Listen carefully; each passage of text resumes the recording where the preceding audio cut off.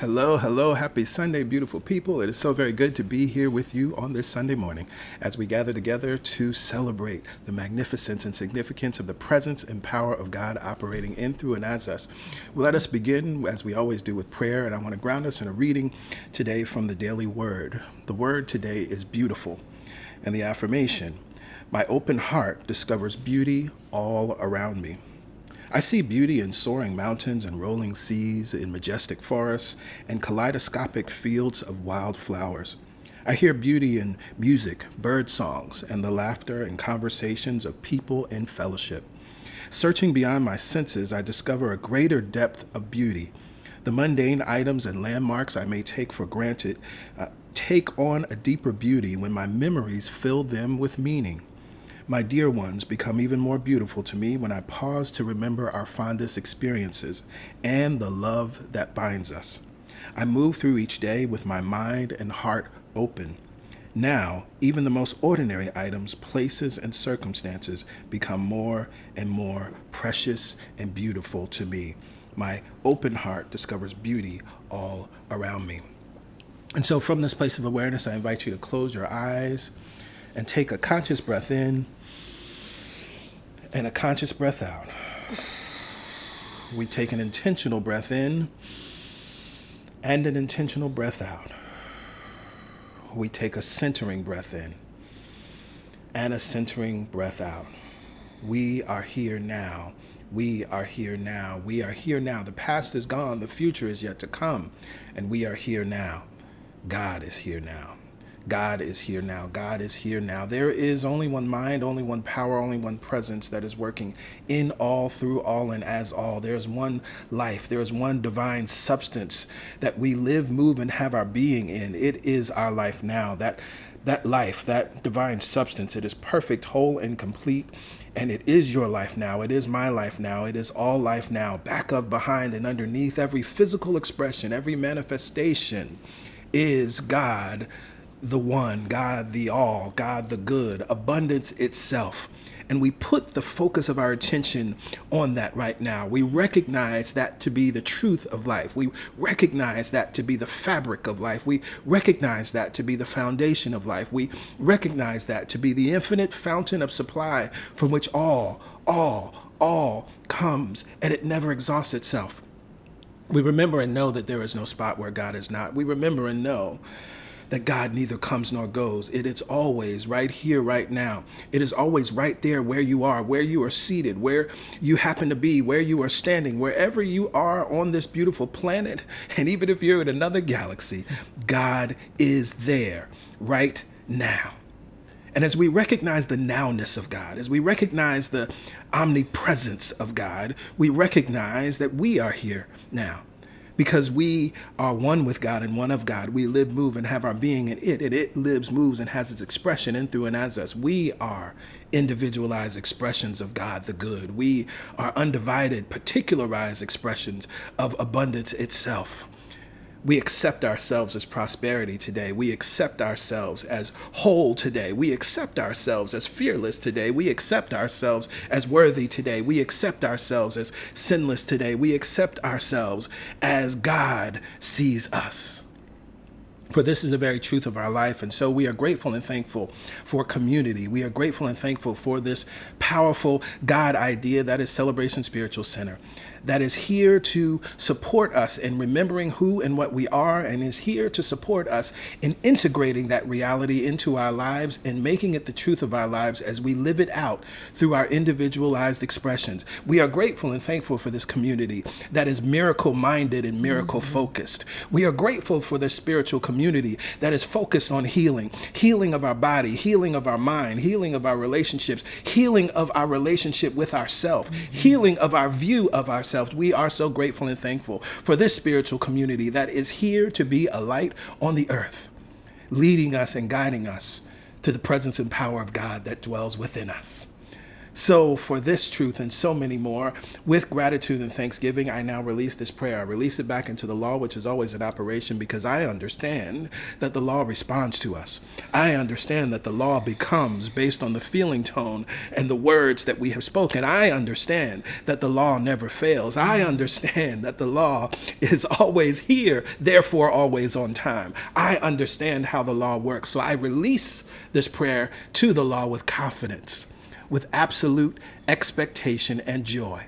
And together we lift up our voices and we say, Amen. Amen. Ashe. Ashe. And so it is. So it is. So it must be. Yes, yes. Well, hello again. Happy Sunday, beautiful people. It is so very good to be here with each and every one of you. It is so wonderful to start on a new month. This is the first Sunday in July. It happens to be my birthday month, so of course it's my favorite month. There's just so many wonderful things. Of course, we're moving forward with the summer season. I do want to send out love, and we're holding so many people in prayer because, of course, many of you are aware of Hurricane Beryl, which moved through the Caribbean. We have many people in our community who are from the Caribbean. We're so grateful and thankful those that we have been in touch with that were, for instance, on the island of Jamaica. Everyone is safe and sound. We've also been checking in with our sister churches, those in UFBL and ministers there, to know that everyone is safe and sound, and members in our community that have other family members that are in Grenada and other islands. We're happy to know that for the most part, everyone is safe and well. We continue to hold everyone in our hearts. We are personally looking to do some things and support those efforts that are happening, and we encourage you to do the same as you are led to do. We also want to remind you, as we have a heat advisory here in New York, please pay attention to those advisories. Please do what is necessary to stay safe and to stay cool. All of this is related to climate change, right? All of this is related to the climate crisis. And so we have to move a little differently and respond a little differently than we normally would. The summers ain't like the summers when we were kids, right? So please be mindful of those things. And again, please continue to keep everyone in your hearts and minds and in your prayers. And as you're led to do so, provide support. If you are a first-time guest, hello, welcome. It's so very good to have you here in the stream. I'm excited that you're here because I know that you're going to receive something powerful. I know that something will be done or said that will actually transform your life, that will change your thinking and thus change your life. We are confident and know that something will be said or done that will support you in thriving and living an empowered life. And so we're grateful that you're here. What you see on your screen is how you access your digital connection card. Just text the word welcome to that phone number, 347-472-1078, and you'll receive a reply with a link that takes you to the digital connection card. Please just fill out the information. We just need your email address and your name. Submit that information. You'll receive a follow-up text that says you're all set, and indeed at that point you are. You'll be added to our mailing list. You'll receive all the correspondence that we send out throughout the week, and stay abreast of what's happening here at CSC. Again, we can't say it enough.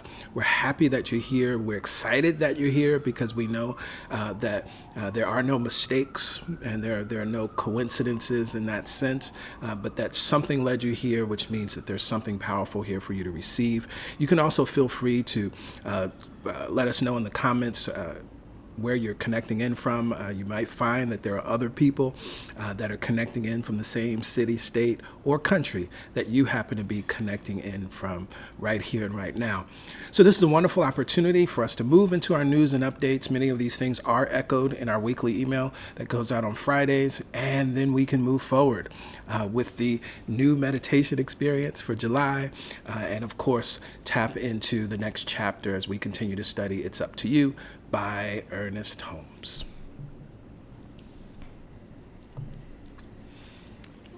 We are in Truth Sunday Masterclass mode this summer, and we are studying the text, It's Up to You.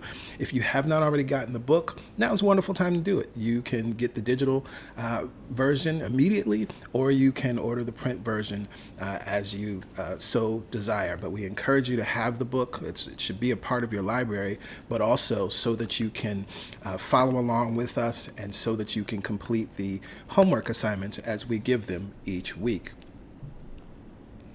Every third Sunday is God Talk Sunday. What is the God Talk? The God Talk is your opportunity to ask questions. We recognize that in most spiritual settings around the world, you're not able to ask questions. Mm-hmm. Things are just said by the leaders, the ministers, the pastors, imams, rabbis, etc., and you just have to take their word for it. And so we recognize that as you have come to this spiritual path, as you are on this metaphysical path, as you are choosing to believe and practice the reality that the power of your thought impacts your life, you're going to have questions because there's lots that you're going to have to unlearn. Unfortunately, there's lots of misinformation that you have unknowingly accepted in your life that we now need to get rid of. And so the best way to do that is to ask questions. Pastor Yolanda and I were clear before the doors of Celebration Spiritual Center were ever opened that we needed to have a forum like this, and we're grateful that we've continued to do this over the past 11 years. Now, in order to ask your questions, you have to be there.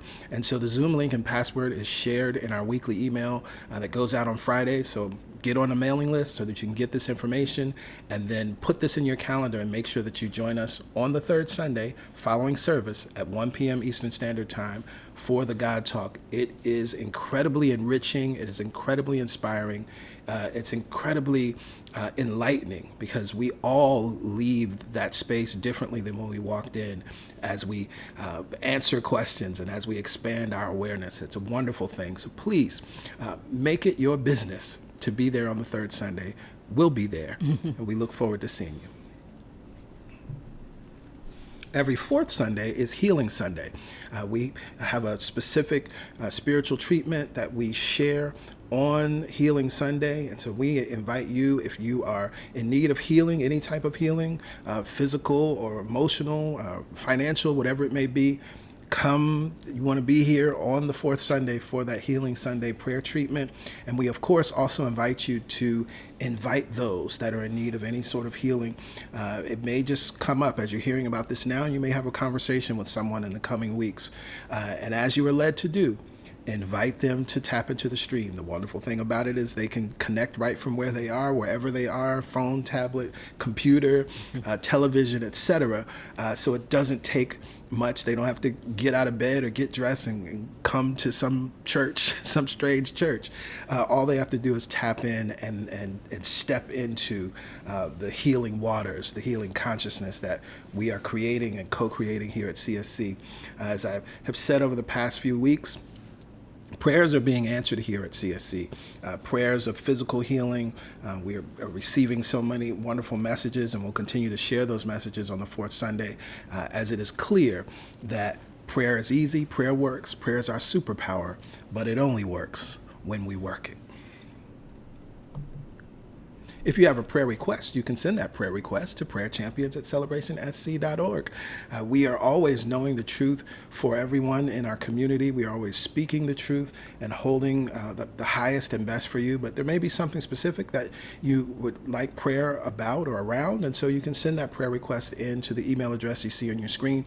You can also submit that on behalf of someone else, someone you know or love who may be moving through some challenge, and you want us to support you as you support them in prayer, by all means.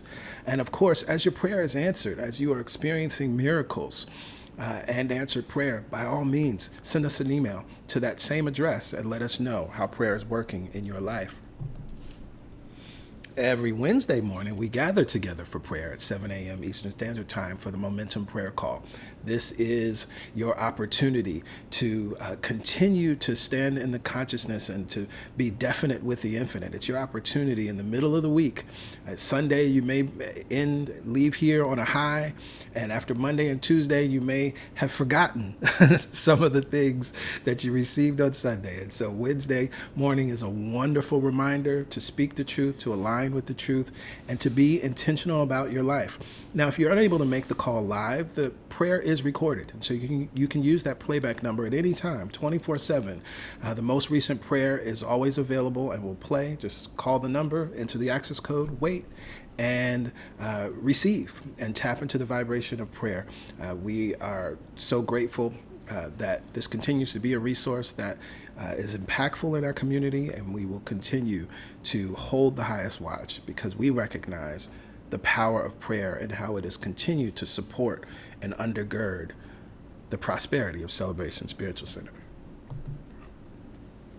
Our series of the month for July is the Pure Imagination series. This takes us back to May 2017. If you are familiar with or want to get familiar with the work and teaching of Neville Goddard, this series is inspired by and based on the power of imagination and the ways in which Neville Goddard teaches imagination, imagination being God in you. And so I think this is a powerful series that will support you as we're studying It's Up to You this month. It's also just a wonderful series to listen to throughout the week as you're and throughout the month as you want to keep your consciousness focused on what it is that you actually desire, as you can put your attention on something like this versus distracting thoughts, limiting thoughts, lack thoughts. So we encourage you to tap into that. It's available on the homepage of our YouTube channel.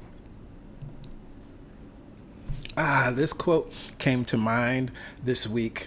And every time I think about this, every time I read it, I think about the first time I heard it, and it shook me to my core. Tell me, does the Lord of a great empire go out begging for rice? This is, of course, the words of Lao Tzu in the Tao Te Ching, verse 26. Well, we need to stop begging God, because many of us are doing that. You're lords of a great empire, but you're going out begging for rice. And just as you would never expect a queen or a king to beg, why would you, as a queen or the king of your life, beg? And so we must learn to pray the easy way. And that's what the Affirmative Prayer Mastermind is all about. It's supporting you in adopting a simple, easy to follow, easy to use method for prayer that will take you out of begging, that will take you out of bartering and making deals with God, that'll take you out of begging and beseeching rather, but get you to the place of knowing the truth and praying from the realm of the answer. The Affirmative Prayer Mastermind registration is open. You can use the QR code you see here on your screen, or you can go to celebrationsc.org/register. We start on August 8th. It's a 4-week class, and it only costs $97. If you have any questions, of course, you can always email us with your questions. I am excited about this because this is now the 3rd round of this class for this year. So that means that after this round, you only have one more opportunity to tap into this vibration. But what's been powerful is the ways in which we've been building momentum from round 1 to round 2, and the ways in which miracles and answered prayers are showing up in just a short amount of time. If you're ready to stop begging for rice, you want to be in the Affirmative Prayer Mastermind. Registration is open. You can register today. And that concludes our news and updates for this Sunday, which means we get to go within as we are led in the meditation experience with Pastor Yolanda. Yes. It is time for the meditation experience, to take our ideas about God and internalize them, live from them, breathe them, know that they are true for ourselves. Because as I like to say, you can read all of the sacred text you want, and that is important. But it is only through your direct experience of the God within you for yourself that you know the things you read and study are real and true. And so we take time every Sunday to go within and to remember the truth for ourselves. I have a question for you.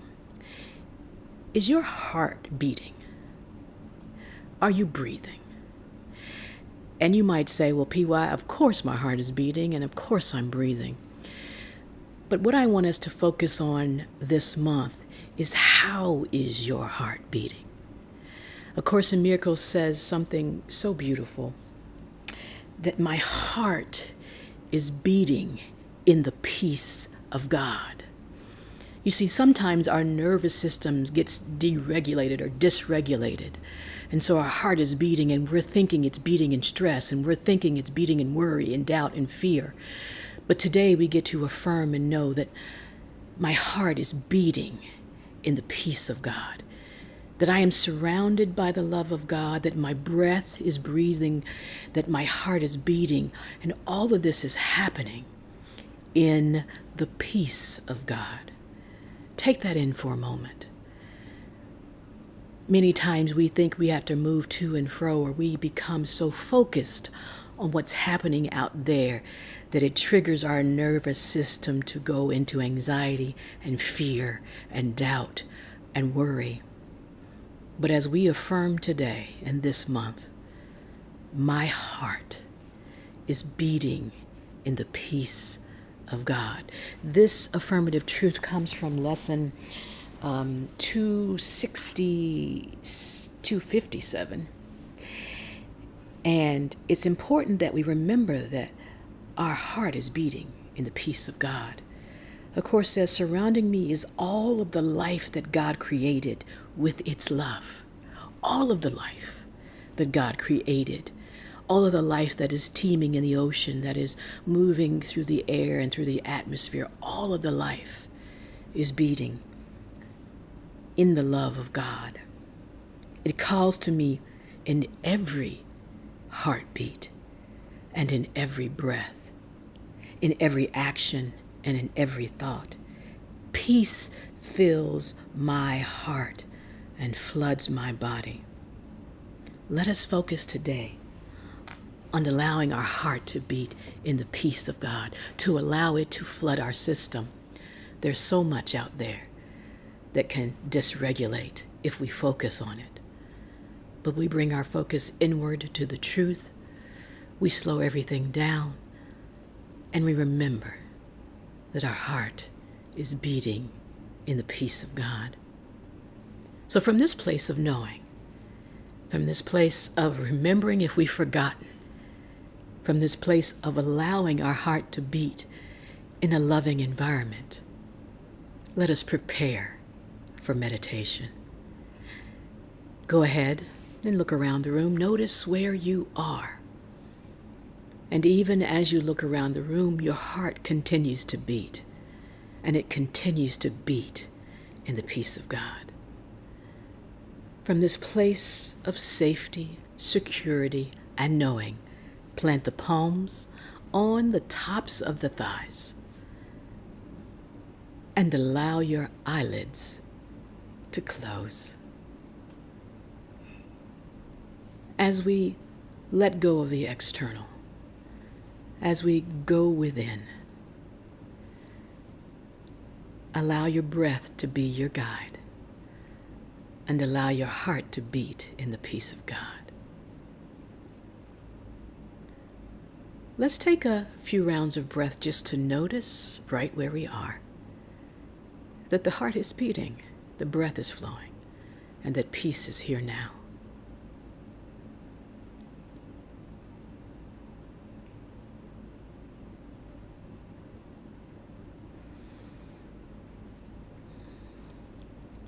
And whether our breath appears to be deep or appears to be shallow, it matters not, for the breath is moving and the heart is beating.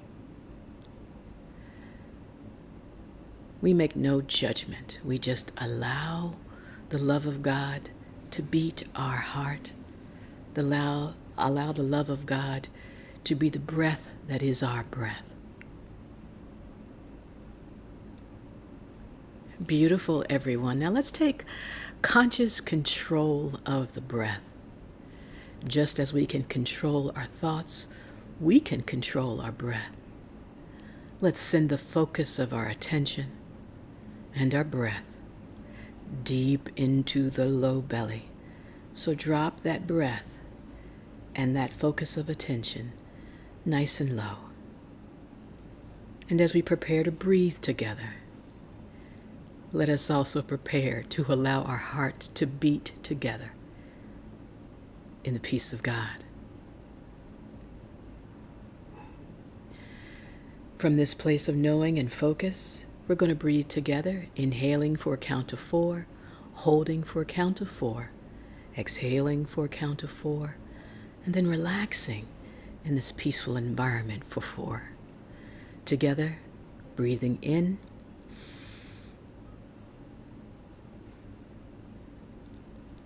Hold for 4. And open the mouth, relax the jaw, release whatever is inhibiting your peace for 4.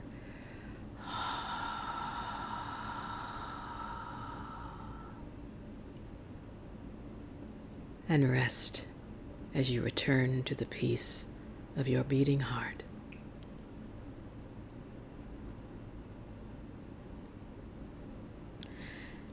Together, inhale through the nostrils, dropping the breath nice and deep. And hold for 4.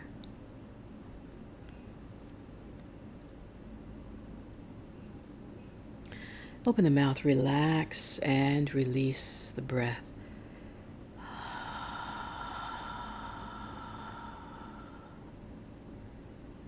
And settle into the peace.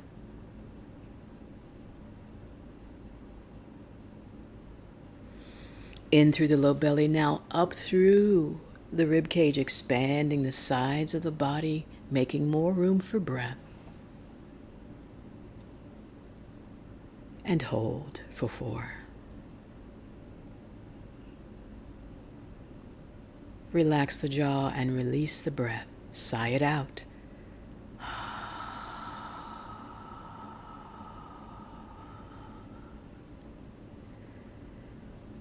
And settle into the peace. In through the low belly, up through the rib cage, expanding the sides, and now the front and the back of the body, sending breath where it is needed, slowing everything down, feeling your beating heart, and holding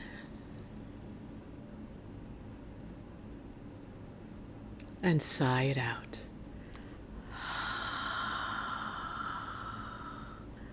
And relax.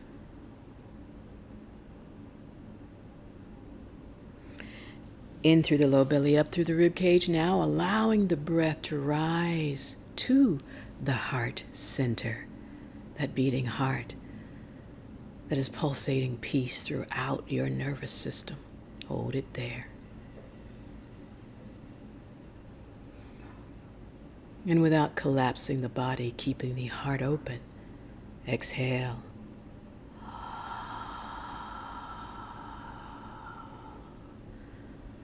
And experience the peace. One more time, in through the low belly, up through the rib cage, and allowing the breath to rise and connect to that beating heart. Across the front of the body and the back of the body. Hold there.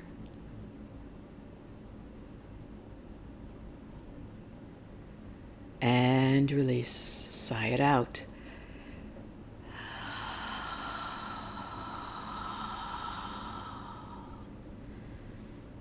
And relax.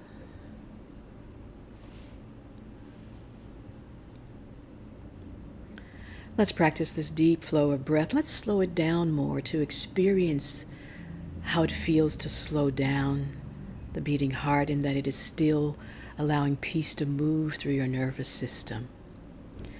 Inhaling in through the nose for a count of 6, holding and slowing it down on the exhale through the nostrils for a count of 6. Together, inhale.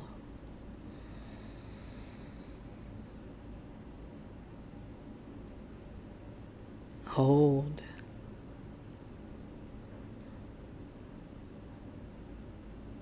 And releasing it through the nostrils, nice and easy.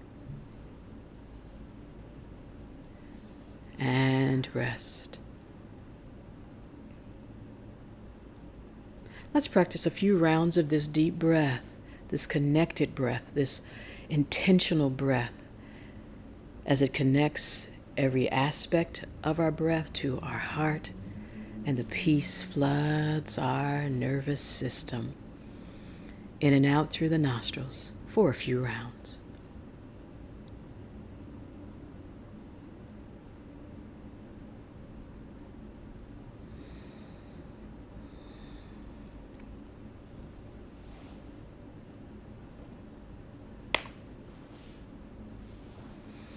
Beautiful everyone. Nothing can disturb our peace because it is connected to our beating heart. The love that God is surrounds us, fills us with peace. And so we are open and receptive to more peace now as we send the focus of our attention and more relaxation throughout our body. Allow your focus to be on the feet. Maybe you inhale and exhale, raising the heels or wiggling the toes, whatever feels good.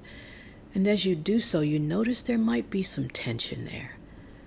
In non-judgment and in complete love and support, stop the movement, relax the feet. As we relax the feet, they connect to the earth beneath us, to the divine feminine that anchors us. And we let that energy of love and peace flow up through the soles of the feet, across the ankles. Relax the ankles. Unobstructed, that energy wants to move. It wants to feel and flood your body with peace. As it flows across the shins and the calves, relax the shins and the calves. The energy flows across the knees. In our flexibility, we open to more peace. Relax the knees. Energy flows across the thighs and the glutes and the hamstrings. These large muscles sometimes get really constricted as we are seated and supported. Relax the thighs, the glutes, and the hamstrings. And with that energy gathered at the base of the spine, we continue to give it permission to rise. As we inhale, the energy moves in and up. And we exhale and allow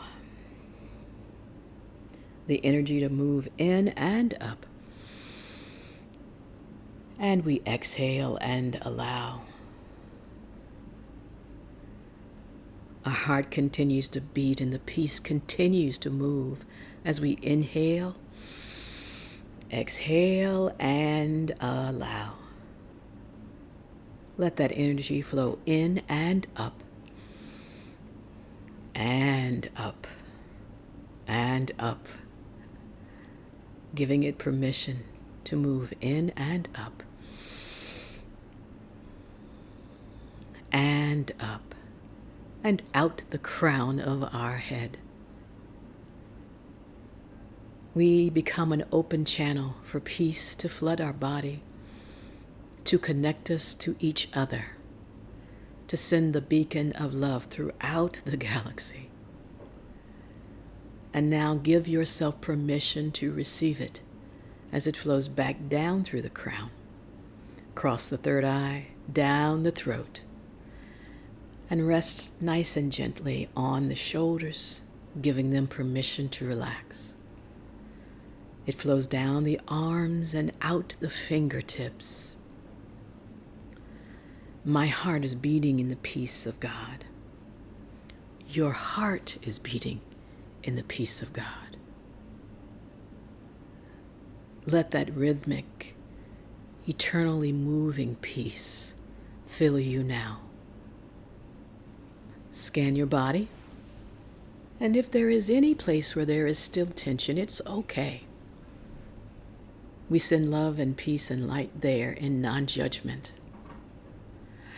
I will monitor the time. You just take the inward journey. And if the mind wanders, it's okay. We are compassionate and kind to our wandering mind. And we use our affirmative thought to bring us back. My heart is beating in the peace of God. Your heart is beating in the peace of God. Our heart is collectively beating in the peace of God now.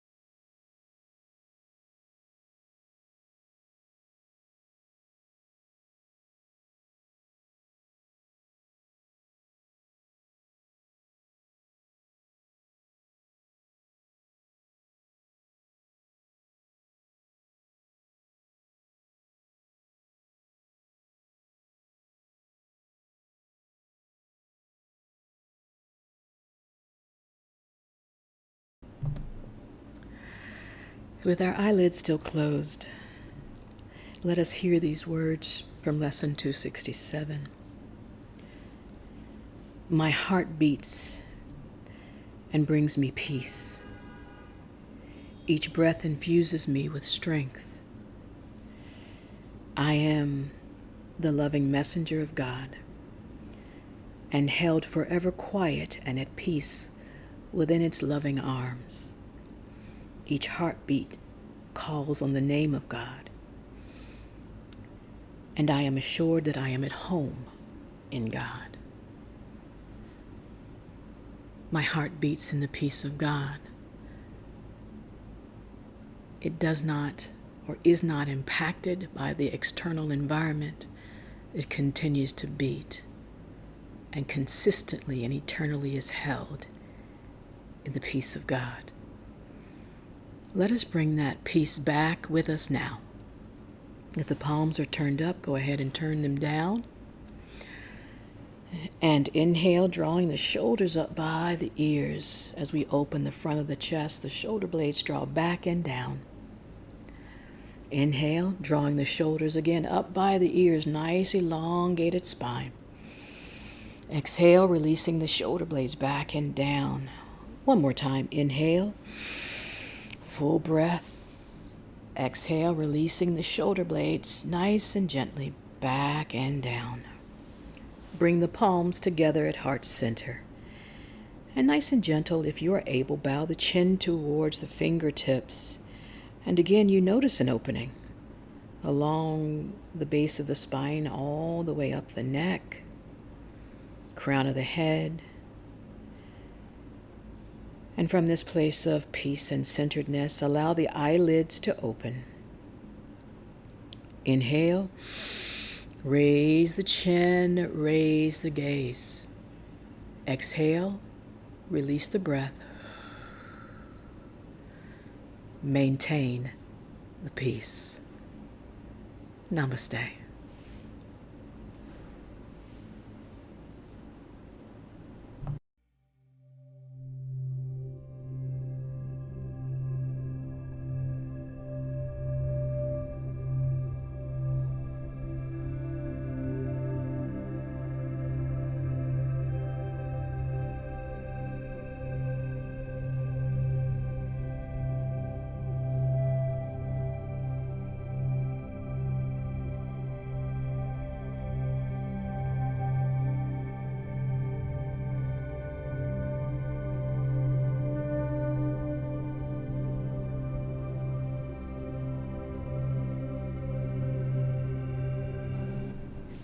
Yes, yes, yes. Thank you, PY. You're welcome. So grateful to begin a new month with a new meditation. Tomorrow at 12 noon, every Monday at 12 noon, it's Meditation Mondays, and so you can tap back into this meditation. It will be streaming and available. And of course, you can always go to the Meditation Experience playlist, which is available on the main page of our YouTube channel, and tap into the meditations from this year, going back to January to now, and keep that vibration going and support you in doing something that's very, very necessary to your spiritual empowerment and your spiritual growth, to tap into meditation daily. And that's why we make that available to you, so that's not just a Sunday thing. Well, of course, we are in Truth Sunday mode. We are studying It's Up to You by Ernest Holmes. If you're just joining us for the very first time, I encourage you to go back. Go back to week 1 and start there with chapter 1, because of course we're building, and we're at chapter 5 now, and we're going to continue to just move forward. As always, I'll remind you now and say this later, that as you complete your homework assignment, as questions come up related to the reading, please send those questions to truthsunday@celebrationsc.org. You'll see that on the screen. You've already probably noticed it, and you'll see it throughout the class. We will incorporate those questions into next week's class. So we enjoy answering those questions, and it deepens everyone's understanding. One of the things I think that's interesting is that given the questions we've already received, I think, as I said last week, last week's chapter, Who Are You? And now this chapter, The Real You, is going to even deepen much of what we answered in those questions, because it is really having a pure understanding and knowing of who you are. Mm-hmm. That then is the foundation from which you operate. Right? And so you have to really know that in order to move forward. So when Holmes says it's up to you, you got to know who the you is that we talk about. It's not up to you, the limited self, the self that is doubtful. It's not up to you, that self that feels that you've made mistakes that you can't come back from. It's not up to you, the you that thinks you're too old or too young or don't have something that you need. Not that you. Right? And so that's what we're tapping into when we move into this chapter today, the real you.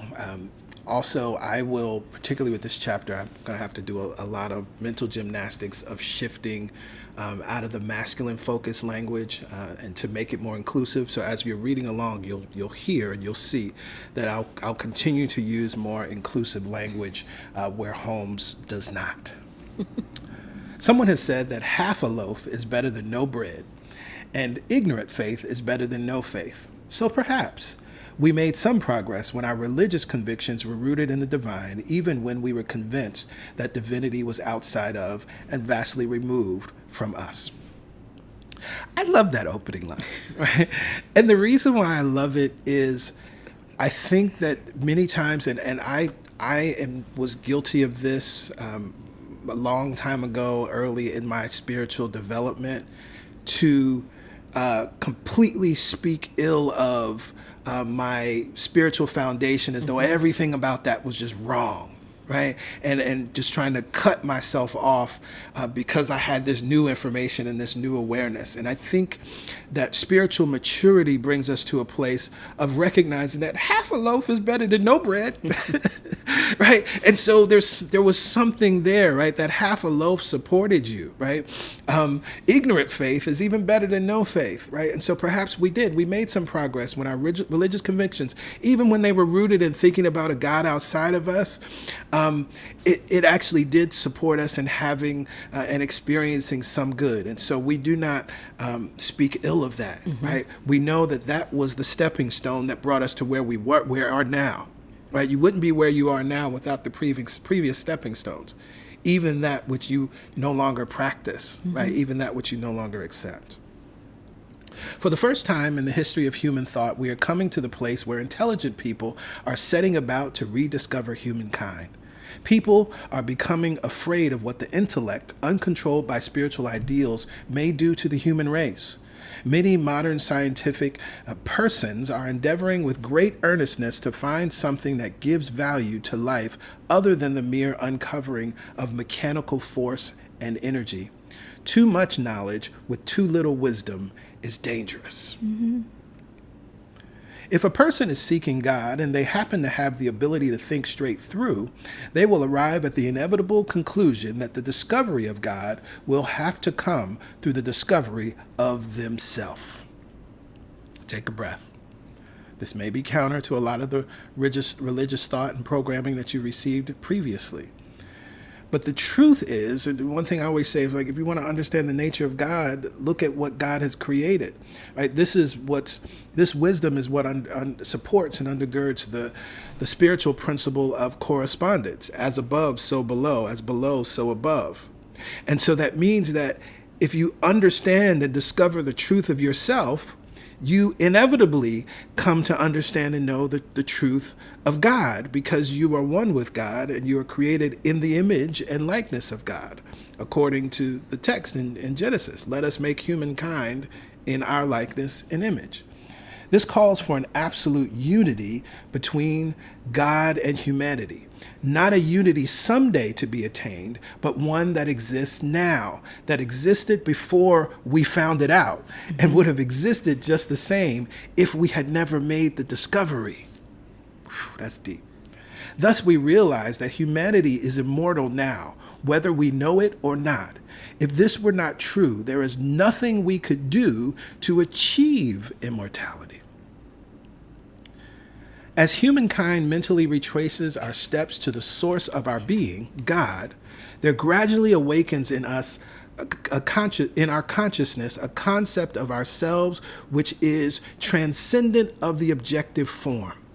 As I was just saying, meditation is necessary, right? And this could become something that then just becomes a rule. You must meditate, right?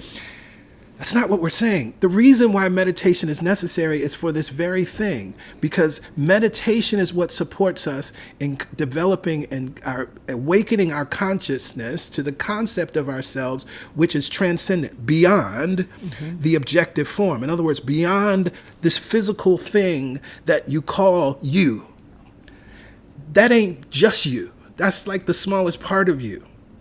And so it's incredibly important that we come to that understanding, because when we have that understanding of who and what we are, then we have great power.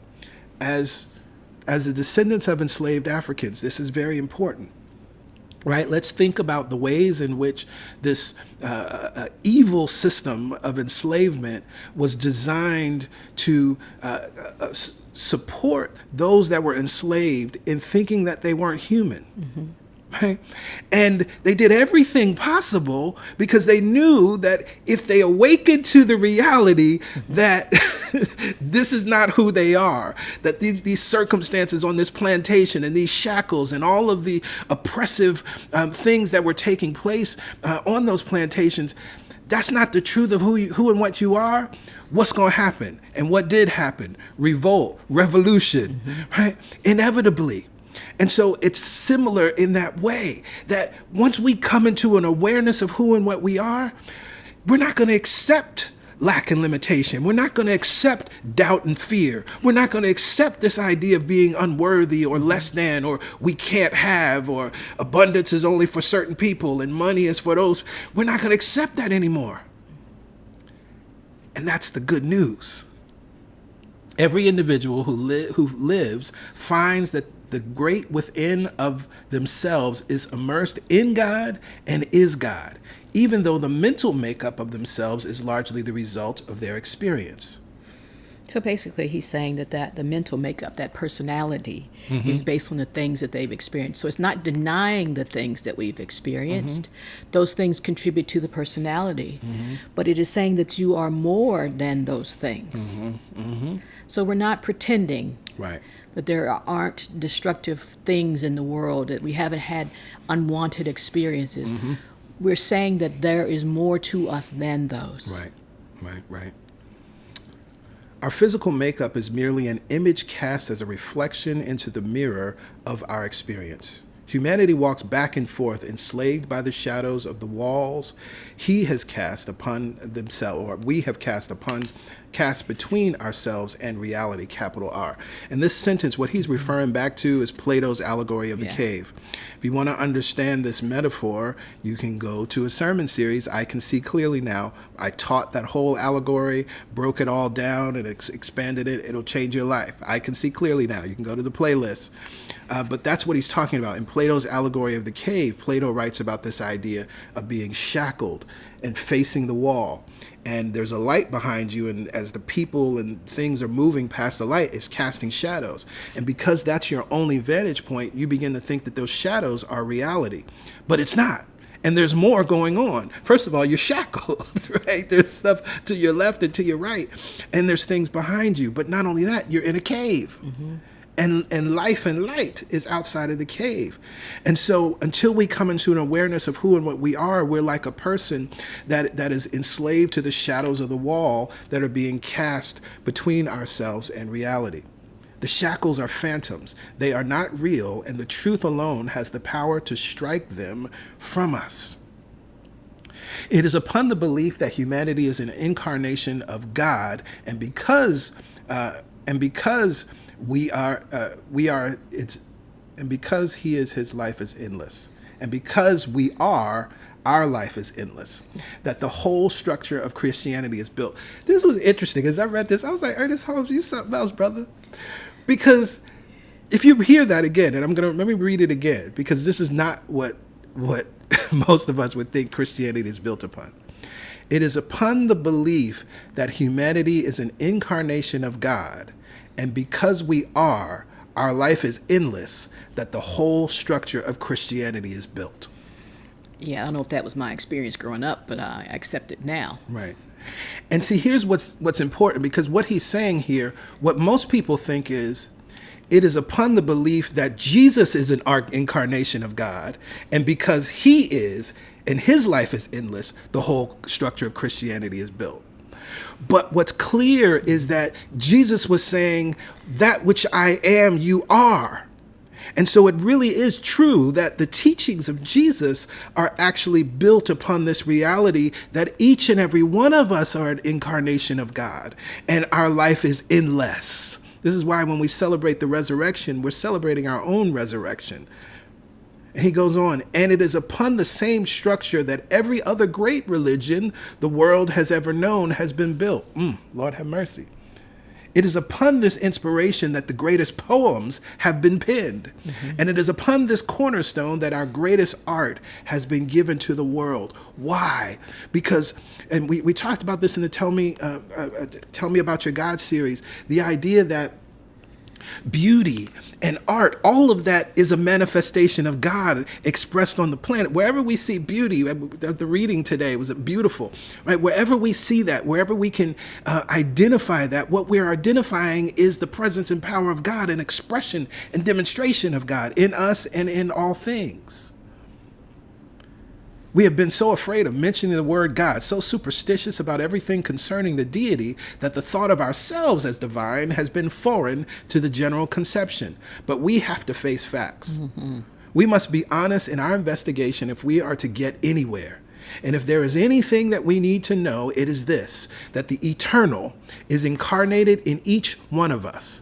I'll say it again. The eternal is incarnated in each one of us, that God itself goes forth anew into creation through each one of us. And in such degree as we speak the truth, the Almighty has spoken. Woo, Lord have mercy.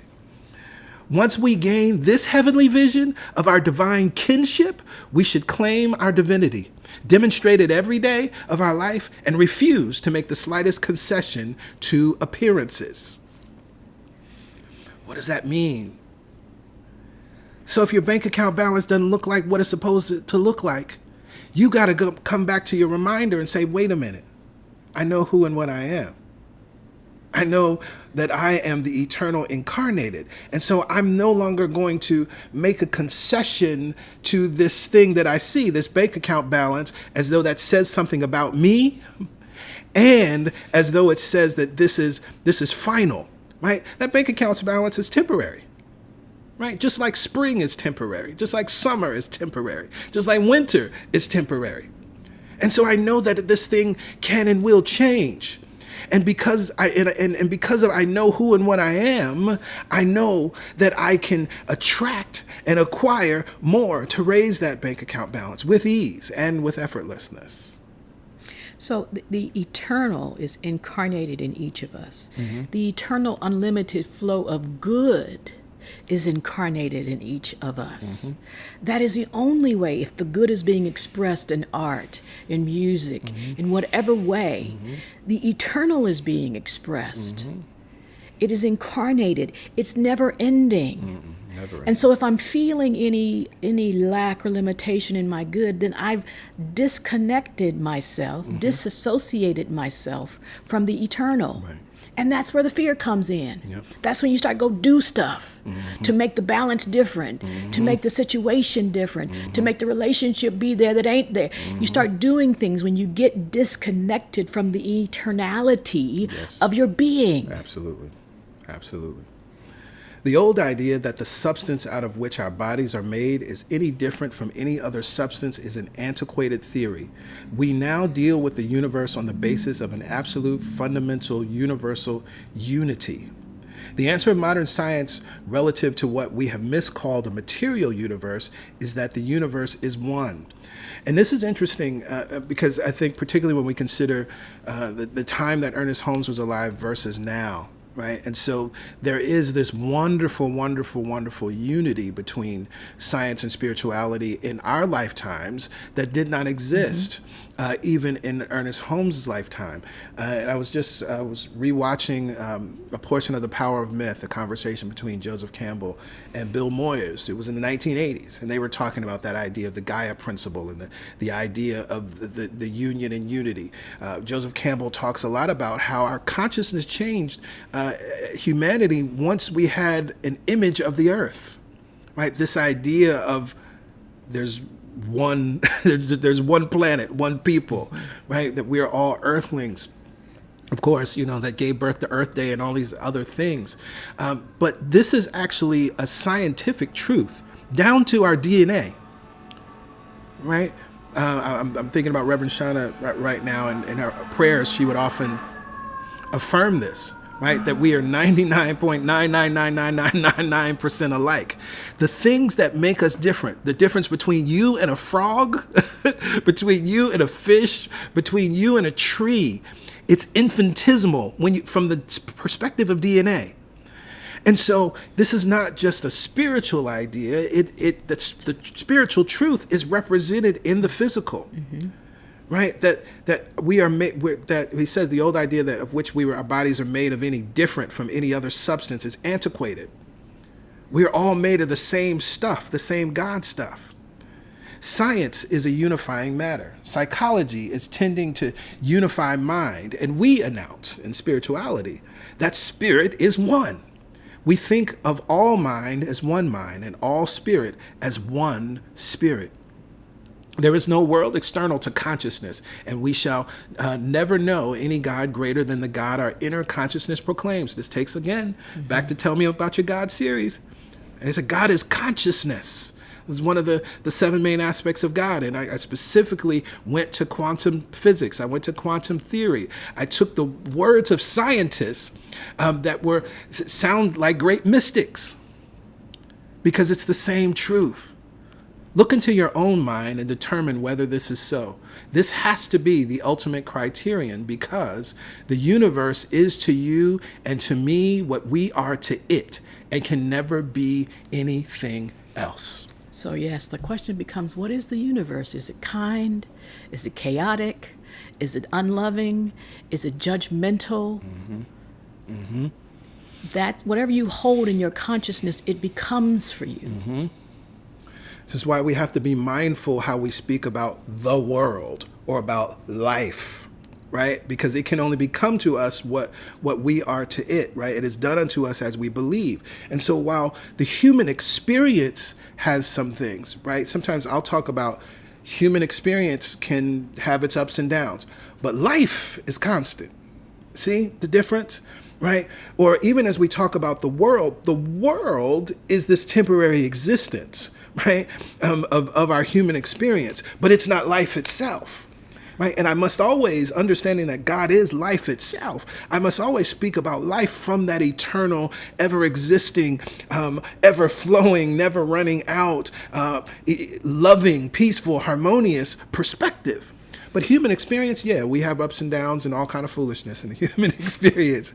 Even the world is, if we talk about the world and understanding this limit, that we're talking about the limited, this existence in this three-dimensional perspective of our human experience. Sure. But it's very important that we understand that, right? The universe is to you and to me what we are to it. Can never be more. Right. So if you're waiting for the universe to be more to you than you are to yourself, or you believe is capable for you to have or to be or to do, it's not going to do it. But what you can do is become more conscious about how you view the world, how you view the universe, how you see the relationship between you and it. Because many times we say the world acts this way, and how can we speak for the entire world? Right. We're speaking from our perspective about the world, our beliefs about it, our consciousness, and how it operates in relationship to the world and others in it. And that takes us back to one of the questions we had a few weeks ago, that idea of, Chicago is just this way, right? These things that we do. And that's still across the entire expanse of the experience of a city. Everyone is not having that same experience, Right. And so what do you choose to have? There What you go. experiences do you choose to have? Yeah. It really comes back to the title. It's up to you. And nobody's going to give it to you because if they gave it to you, they could take it from you. There you go. Whatever this life principle is that animates us, we did not make it. When we speak of God as causation or reality, capital R reality, we are not trying to introduce a new fashion. We are referring to a principle resident within us, which we did not put there. Thank God. No experience we have ever had put it there, and certainly all of our experiences merely tend to awaken us to the conclusion that it is there and teaches us how to use it. Oh my goodness, what a wonderful, just succinct way to think about what it is that we're doing and what New Thought is really all about, right? That we understand, that we learn to interpret our experiences. As we talk about sometimes the still small voice, that life is simply trying to get our attention to experience and express the truth of who and what we are, right? Certainly all of our experiences tend to awaken us, right? That's all. Say, hey, tap, tap. You have power. Tap, tap, tap. You have power. Hey, you have great power, right? That's all really any of our experiences are doing. I love to refer to Mama Ayanla's Van Zant's acronym for PAIN. Pay attention inward now. Right? The experiences of life are simply trying to get us to do that, to look within, to come to this conclusion that there's this thing within us that we did not put there. And then once we come to that conclusion, then we simply learn how to use it. I have this analogy that's been running in my head over the past couple of weeks, thinking about this idea of how to use it, right? I could tell you, or you could have been exposed to ice. You know, you may just somehow ice just always showed up, and you had ice, you knew this thing ice existed. And then if somebody tells you, oh, you know, you can make your own ice, you're like, what? Well, I thought I had to buy it. yeah, all I ever did was go to the store and buy it. What do you mean I can make it? Now, saying that alone would still leave you not knowing how to use it, because you would have to have a freezer. You would have to have electricity. You would have to have water. You would have to have ice trays or some vessel to put. Like, there's all of these things that you would have to do, and you would have to create the conditions. You couldn't just plug in your freezer for a couple minutes, then unplug it, right? You know, everything wouldn't stay frozen, right? So there's so many things, and when we think about that, we would learn how to use it. But what's beautiful is none of us created the principle that turns water to ice. And it doesn't matter who we are, where we are, how old or young we are, where we live on the planet, we can all make use of that principle. That's all we're doing. That's really all we're doing. Is learning how to use something that's eternally available to all of us, that works for us equally. No respecter of persons, plays no favorites, works with mechanical accuracy. It's a beautiful thing. Does God know me? Sooner or later, we all ask that question. Either there is no power, no intelligence, nothing in the universe that knows me or cares what happens to me, or else there is such a power omnipresent. It is the all of you, the all of me. But does it know me? Does it know you? Does it know itself? These are deep questions. In the long run, each must answer them for ourselves. I believe that infinite intelligence does know us, but I do not believe that it knows us apart from itself. That's deep, powerful. Deep. Read that again. Yeah. These are deep questions. In the long run, each must answer them for themselves. Does God, and the question is, does God know me? Does it know you? Does it know itself? I believe that infinite intelligence does know us, but I do not believe that it knows us apart from itself. Now, immediately, why this is impactful, it goes to the fundamental misinformation and disinformation that we have been given about God and ourselves and our relationship to God. Even those that at best feel that they have a personal relationship with God and teach this idea of, oh, God loves me, and oh, I don't know, I've made so many mistakes, but you still love me, right? And people really find that wonderful, right? And on a certain level, it is, right? To have that that sense of like a loving God and a personal relationship, and yeah, I make mistakes, but God still blesses me, and I can ask for forgiveness, and God still forgives me, right? But that's knowing God apart from itself. That's a relationship where you're separate from this thing. That's a relationship where this thing is up in the sky and benevolent and approving and disapproving of you, right? And can actually take itself from you completely, right? Like, there's certain things you can do that God's just like, nah, I can't mess with you no more. That's it. But if you're one with it, it can never know you apart from itself, which is really the basis of the love of God. Oh, Lord have mercy. That felt good. That's really the basis of the love of God. Your oneness with it. See, we practice this and talk about it even in a human form, right? That we think about relationships as two becoming one, right? And you form a third entity, which is the relationship, which two people are then feeding into. But this is truly the basis of love and the love of God: union, unity, harmony, connection. And so God, or life itself, in infinite intelligence, does know us, but it does not know us apart from itself. I think we are part of its self-knowingness. Therefore, I believe that our self-knowingness, what we know about ourselves that is really true, is the present level of our evolution, our present consciousness of God. Y'all heard me say it, the sum total of what you believe is your God. And this is what's really interesting if we start to think about, because God is just a word, it's a placeholder, right? Everybody technically has a different God. Even within a certain religion or within a certain spiritual tradition, everybody has a different God. Why? Because your God is your present awareness, your present consciousness, your present acceptance and allowing of the all. And I love that present consciousness. Yes. Because that implies that it can change, it can evolve, it can grow, it can expand. So we don't judge your present consciousness. We give it room to grow. We give you room to experience a new transcendent God, a bigger God, a more powerful God, a more love. Whatever it is that you need your consciousness to expand to, it can become. Right, right.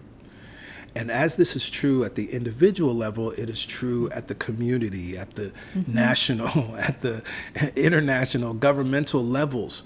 And as you start to understand this in your own individual lives, then you can parse through and see what's going on in the world without getting sucked into what's going on in the world, without being judgmental, and also then being able to hear and allow what is yours to do in context. Because you recognize that the truth is that the present level of evolution for humanity and for nations is their present consciousness of God. And unfortunately, on the national and international level, I don't even know if they're allowing a crack of God in.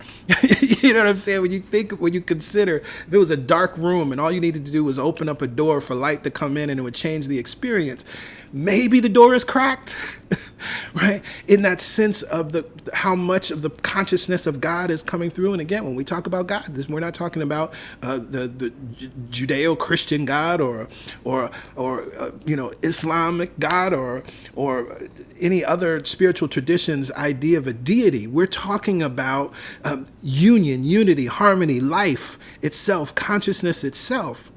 And so because there's that continuous sense of separation that humanity has continued to believe, that's what is, of course, continuing. And when separation, I'm talking about separation from God itself, right?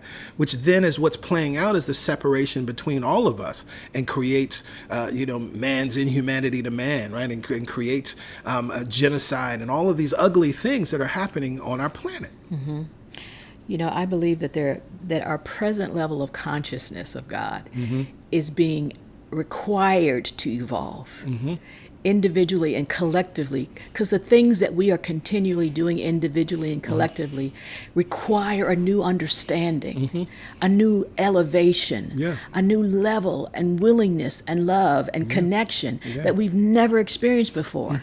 That's why the things that are happening are so, I don't know, just egregious. Yeah. We can't even look at them because it's time to evolve past them. Yeah. It's time to develop a new consciousness of our connection, of the truth of ourselves. If you are disheartened, it's time to evolve. Yeah. And we can always start with ourselves, right? That's, again, the idea of it's up to you. The only place that we truly have full power and control is within our own lives, right? And then as each of us endeavors to do that, then we create a planet and a world that works for everyone. And when I say everyone, I'm not talking about every human. Every being, every tree, every fish, every molecule that makes up our oceans and rivers and seas. In saying this, I hasten to explain that I do not think I am God. There's a vast difference between saying I am God and saying God is what I am. Ice is water. All ice is some water, but not all water is ice. So we might say about the life of humanity, all of the life of humanity is some of the life of God. Some of the life of God is all of the life of humanity. But humanity is not all of the life of God. And this is, of course, then why we know that we have the opportunity to express more of God on the individual and collective level.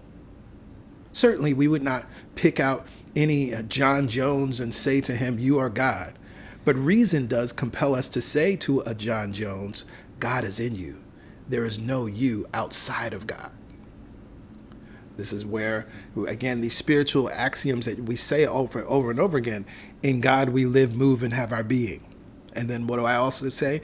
And then God has its moves, lives, and expresses through us. God is you. There is no you outside of God.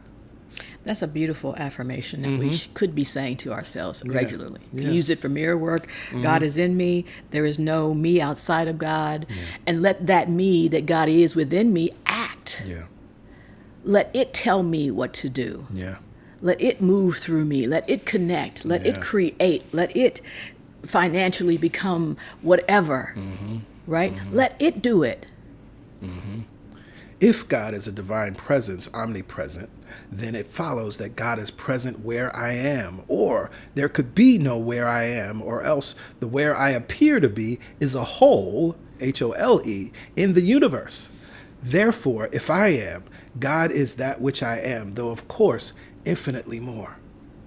This is not a question of opinion. It is not so because we think it is so.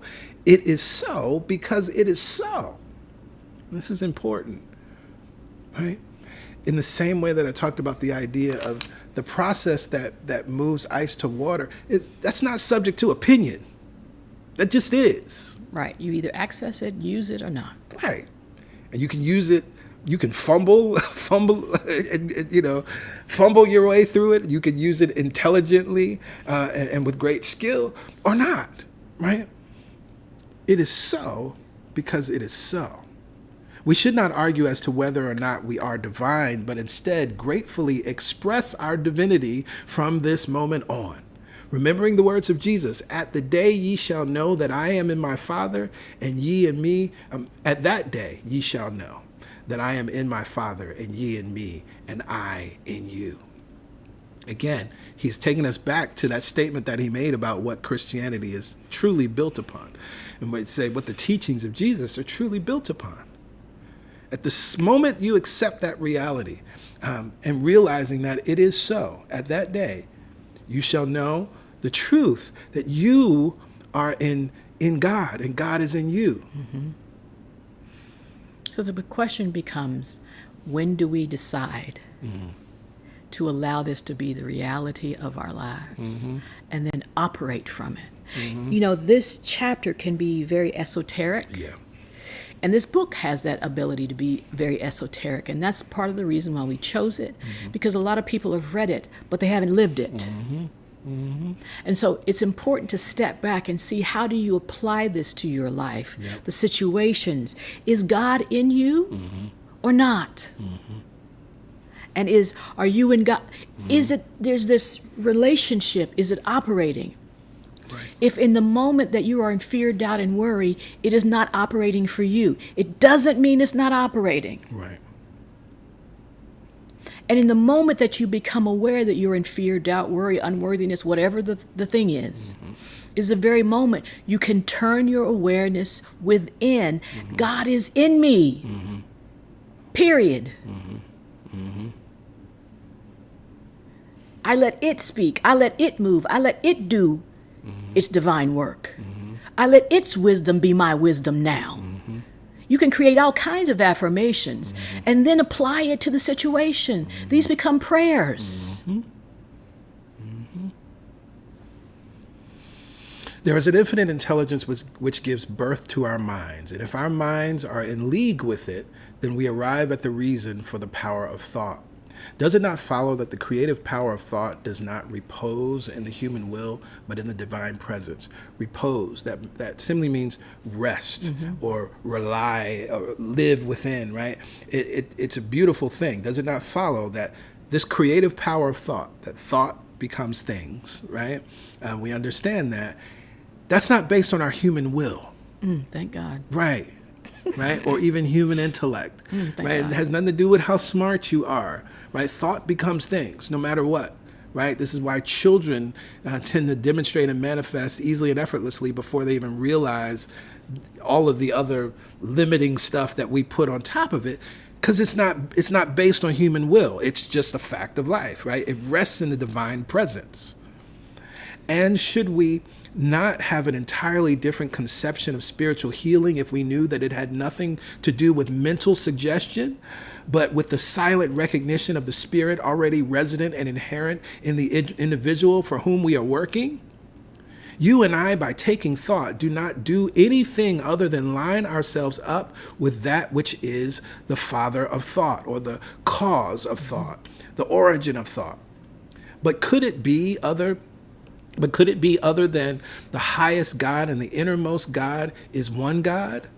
When we seek to heal spiritually, we are seeking to release the spiritual principle inherent within the individual needing healing, or needing more money, or needing some sort of support or assistance. Or answers. Yes.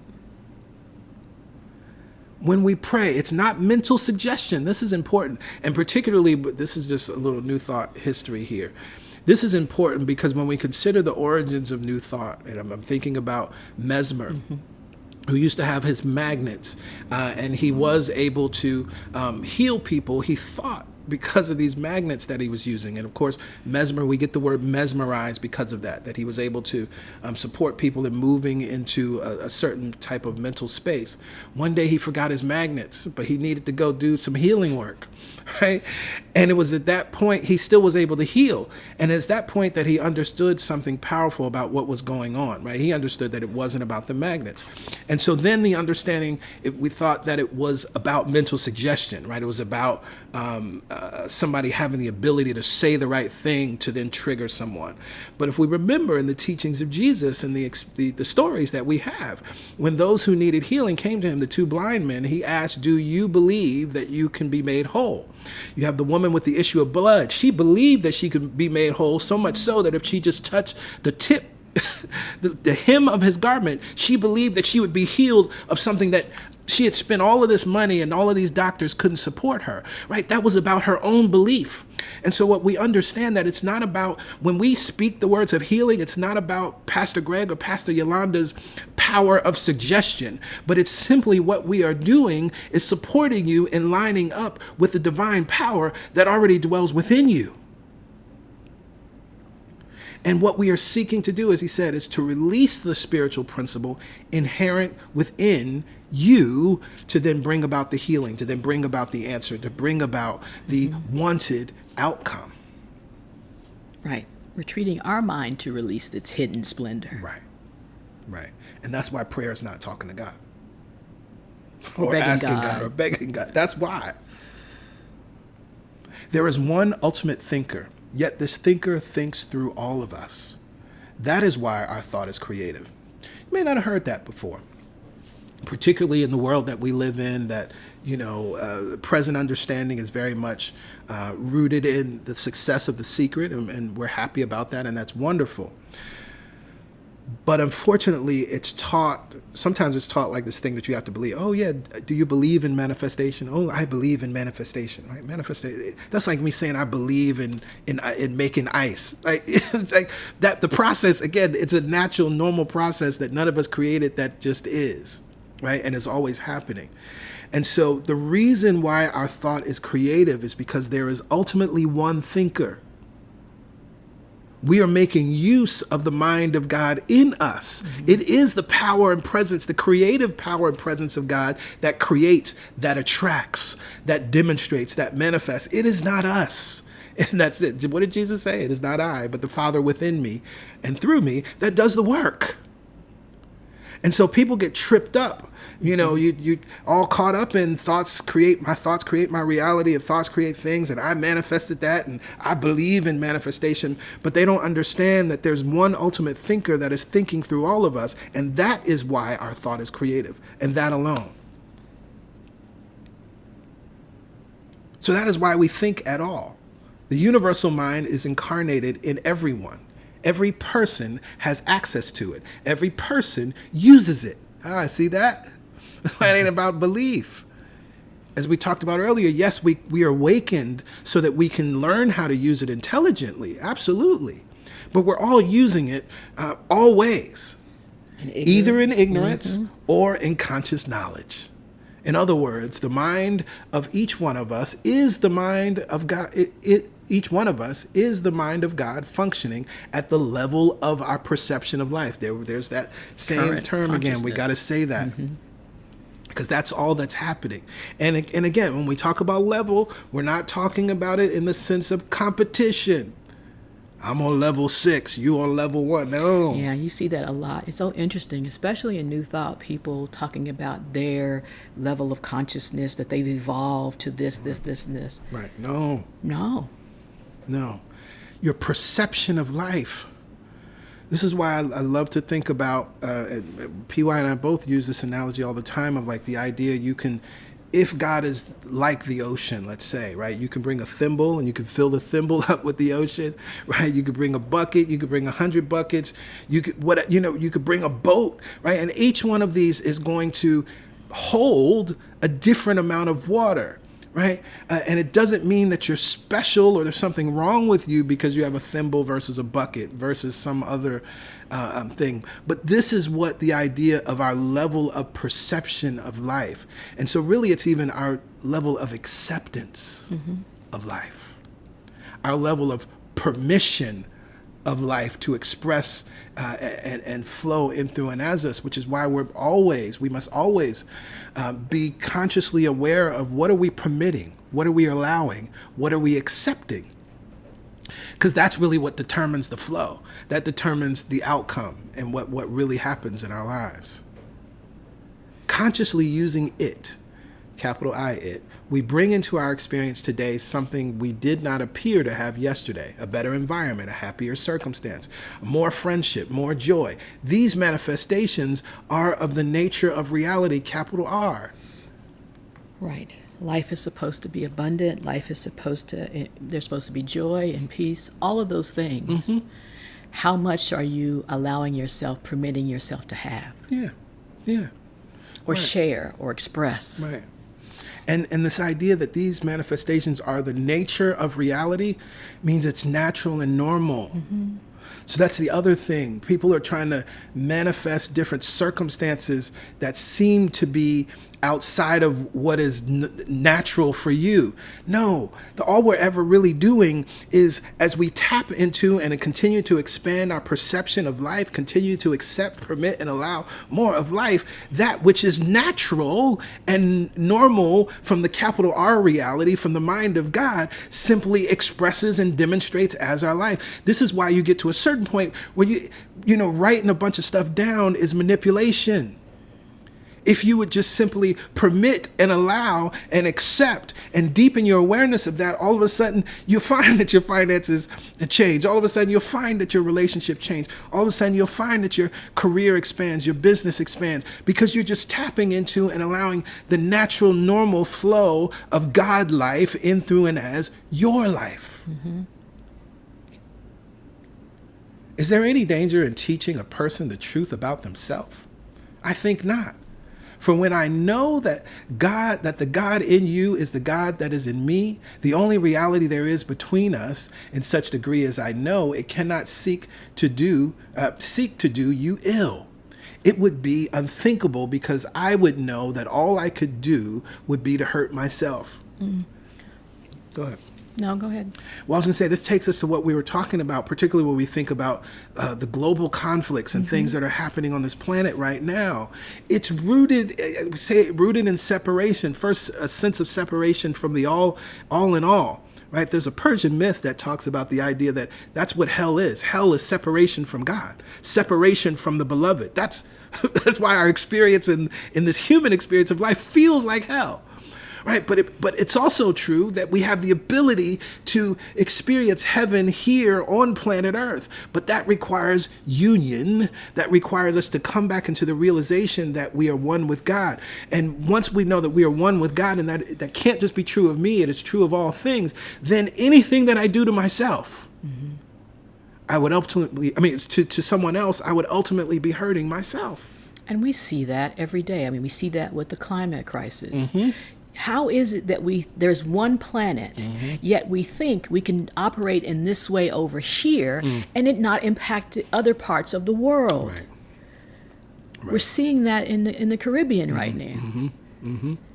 They produce the least amount of things that would impact the planet, but they are the ones that are actually suffering right now from our belief that we're separate. Right.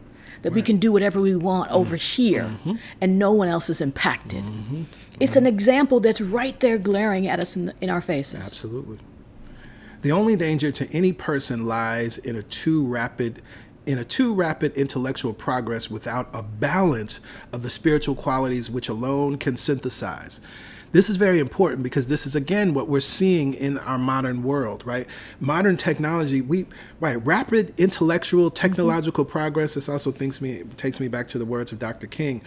But what's interesting when we think about the technology and all that we have, it's wonderful, it's beautiful, but it's not balanced with the spiritual qualities, which alone can synthesize. It's not balanced by love. It's not balanced by wisdom. It's not balanced by a sense of union and harmony with all life. And so we have to think about the things that we do. How will that impact the bees?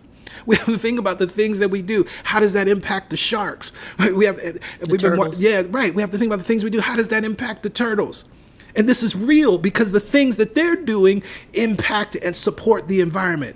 And so we need us to all work together in symbiosis.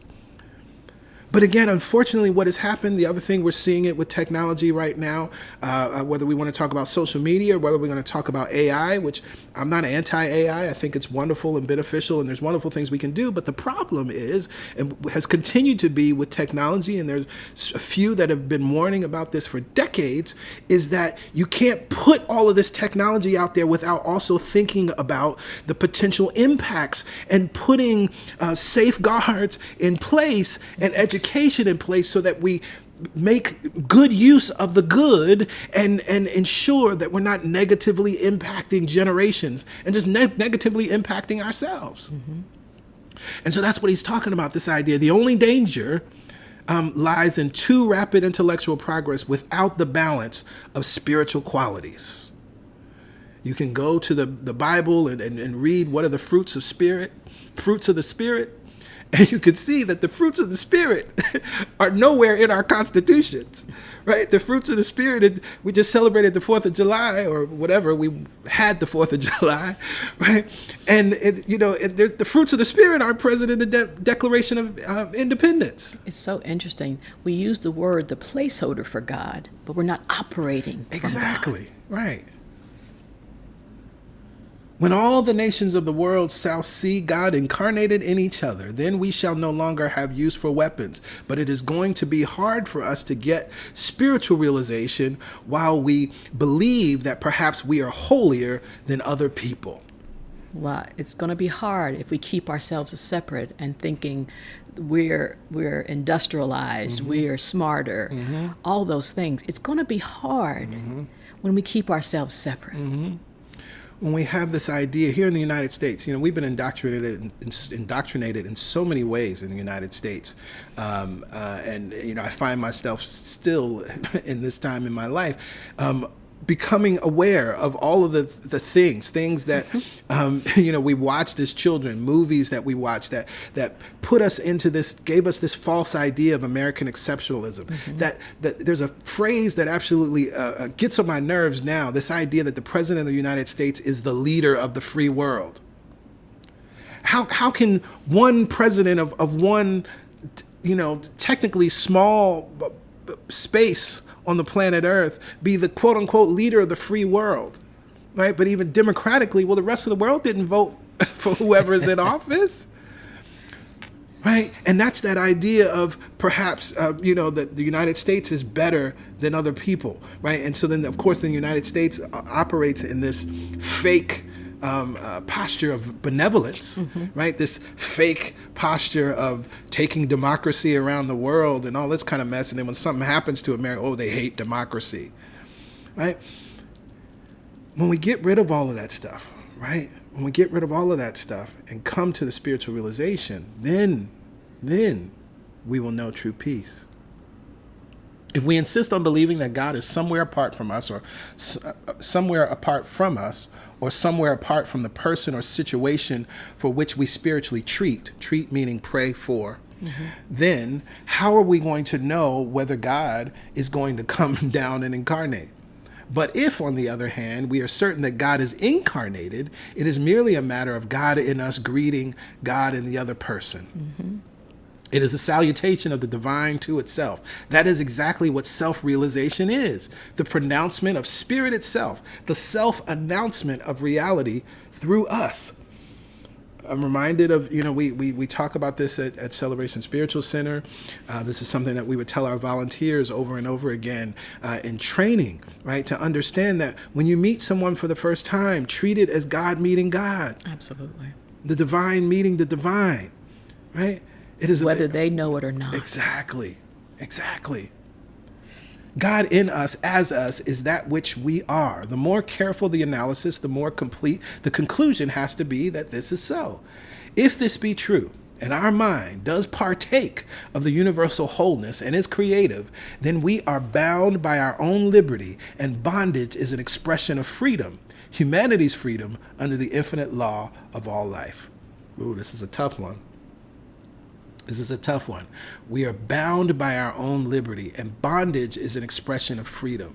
In other words, we're so free that we can choose bondage. Now, that bondage initially may be unknowingly, unconscious, right? And again, this is why life is continuing to tap us on the shoulder. It's why life is continuing to awaken us to look within. Right? This is why the circumstances of our lives are always, the challenges of our lives are always an opportunity, a conversation to look within. But the truth is, and again, this takes us back to some of the questions from the previous week, because we're thinking about the idea of free will and human will and all of these things.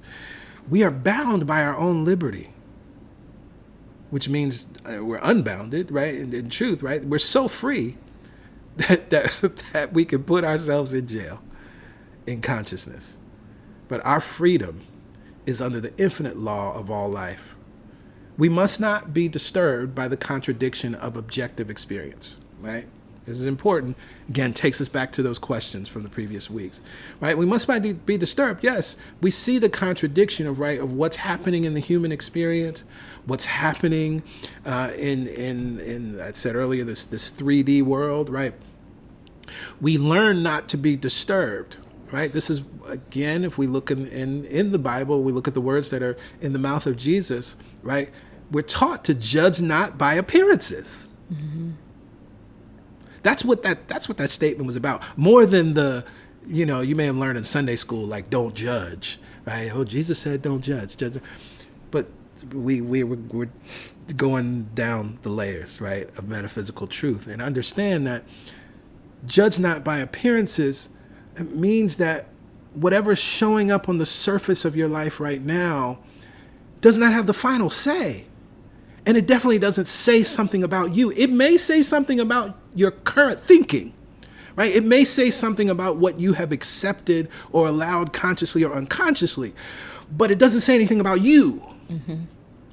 And we must learn not to be disturbed by the contradiction of objective experience, right? We see things out in our lives and you want to say, but this is happening in my life, but I'm seeing this, when we learn not to be disturbed, that's when we learn that we can change and transform those things. And it doesn't say ignore. Right. This is important. Very, very because important. a lot of spiritual circles, I just don't even see that. Mm-hmm. I don't see color. I don't see all these things. And I'm like, but you have eyes to see. Uh-huh. And you let the nature that is God within you show you how to operate in what you see. Mm-hmm. Yes, you're not disturbed by it. You don't give up because of it. Mm-hmm. But you also realize that there's something else operating. Mm-hmm. And this situation doesn't have the final say in my life. There you go. This bank account, this relationship, this whatever it is that is unwanted does not have the final say. Mm-hmm. And that's why you don't get disturbed. And that's why you don't get disturbed, but you do ask. Oh, yeah. Show me. Mm-hmm. Show me what is mine to do, how I am to move from reality, not conditions. Right. Infinite intelligence within me, show me. Perfect affirmation. Yeah. We shall have to know that the truth we announce is superior to the condition which it is to change. The truth we announce. Right. See, we affirm, we speak. That's all we're ever doing. That's what I know. The truth that I announce is superior to the condition because the condition is changeable. Mm-hmm. The condition obeys. Again, we're talking about Jesus, right? The winds and the waves obey, right? That's what it is, right? We shall have to see that God in us recognizes God in the other person until the God in the other person recognizes God in us. This cannot be done by the human will. It is only when we recognize the pure essence of the spiritual principle inherent and incarnate in each one of us that we find that the thought arising from the atmosphere of spiritual realization has no adversary. That's why there ain't no Satan. Satan literally means adversary. And so as long as you think that there's something against you, as long as you think there's an adversary, whatever that adversary might be, it's the bank, the adversary is these other people, the powers that be, just them or they, right? The adversary is my body. Like when you are in conflict. Right. And that's why humans have created the character of Satan, right? To anthropomorphize an experience, an adversarial experience. But when you do that, you lose control and you no longer are the seat of the power to do anything about it. There you go. Again, we're not saying things don't happen. Right. But where is the power to change it if it's not in you? Because if you're waiting on somebody else to do it, their focus might not even be on you. Right. No adversary. If God be in us, who or what can be against us? Florence Scovel Shinn writes about in The Game of Life and How to Play It, walk up to the lion and the lion disappears. But see, that walking up is the akin to when he talks about announcing the truth. Right. It's not saying literally go up to somebody that you are in conflict with and deny their reality. What it's saying is the impact of it on your thinking and experience, you get to change. Each one of us, in turning to the great inner life, is turning to God. One who penetrates this inner life will find it birthless, deathless, fearless, eternal, happy, perfect, complete. Gradually, there dawns in one's consciousness a sense that God or the infinite is flowing into everything they are doing. When is humanity divine? The Apostle John answered this question, Beloved, now are we the children of God, and it doth not yet appear what we shall be, but we know that we shall be like God, for we shall see God as God is. And that statement is not a future statement. That's how that has been interpreted in traditional Christianity, and why folks are out here impoverished and enslaved and fear, doubt, and worry. That statement, for those of you who grew up in traditional Christianity and have heard this statement and read it, and I'm thinking about some good gospel songs that were written based on that scripture, it is not a future statement. It is a now statement. By and by. It is a now statement. When you come into that awareness and accept and allow and permit that awareness, expand your level of perception of life, you will know it. You will be like God, for you shall see God as God truly is. Oh my goodness. Oh my goodness. Oh my goodness. This chapter is amazing. It's deep. It's rich. It has the possibility to make amazing impact in the way you see yourself in the world. And a great opportunity to go back and read it. Yes. We're here to answer your questions about it. Don't gloss over it. Don't think, oh, it's too ethereal. It's too mystical for me to understand. This is the whole point of the Masterclass. It's for you to get the understanding so you can live differently. Absolutely. So, PY just said it. Your assignment is to read this chapter. Read this chapter on your own, or you can just come. I mean, one way that you can read it is come back here, right? We read through the entire chapter, so you can rewatch this class as well. And as you're reading, if questions come up in the reading, send those questions to truthsunday@celebrationsc.org, and we will do our very best to answer those questions and incorporate it into next week's class. As we prepare to close, of course, it is also time for giving. And we know that it's very easy to give to CSC. Let me put that on the screen so you can see it. It's very easy to give to CSC. You can go to our website, celebrationsc.org/give, or you can text your dollar amount to 347-744-9500. As you give, you receive. And I've been reading, PY and I both, we've been reading a lot of Catherine Ponder this summer. And I've been reading her book, Open Your Mind to Receive. And one of the things she talks about and writes about in one of the later chapters is about giving. That actually, because as you give, you receive, giving is an important aspect to opening your mind to receive. And there's a couple things that she talks about in that chapter. One is that sporadic giving creates sporadic receiving. Right? And so that the truth of giving is about persistent, and the word she uses is systematic giving. That we must be clear that we're giving on a continual and a regular basis to the extent that we want to continually and regularly receive. Now, here at CSC, we do not teach that it has to be a specific amount. We do not teach that it has to be a specific percentage, because the power in it is in the persistent, consistent, systematized giving. In the same way that if you just inhaled every now and then, you might not live, right? If you exhale and then hold your breath, but next month I'm gonna breathe. Because I think there'll be more air then. Yeah, it doesn't work. You recognize it doesn't work. Even as I'm saying it, it sounds so silly, right? But of course, there's that as above, so below, as below, so above. It's a metaphysical principle. As it's true on the physical, so it is true on the non-physical. And so we encourage you, as you're continuing to give, and that you ensure that you're also giving regularly, that you've systematized it, that is consistent, because that's where the gift is. That's where you really expand your prosperity consciousness. That's where we've supported so many people in teaching the 4T prosperity class to support people for about 12 weeks to develop the habit of giving consistently in that way. But of course, you can do that right now. You can start to do that right now. We're going to have some other things to support you in doing that in the ways that we did in the past with the 4T prosperity class, but you don't have to wait for that. And so as you give from that place of awareness, knowing that as you give, you receive, then you can affirm this with absolute confidence. All the money that I circulate, returns to me multiplied. Returns to me multiplied. In a never-ending cycle. In a never-ending cycle. Of increase. And enjoyment. To that we say amen. Amen. Ashe. Ashe.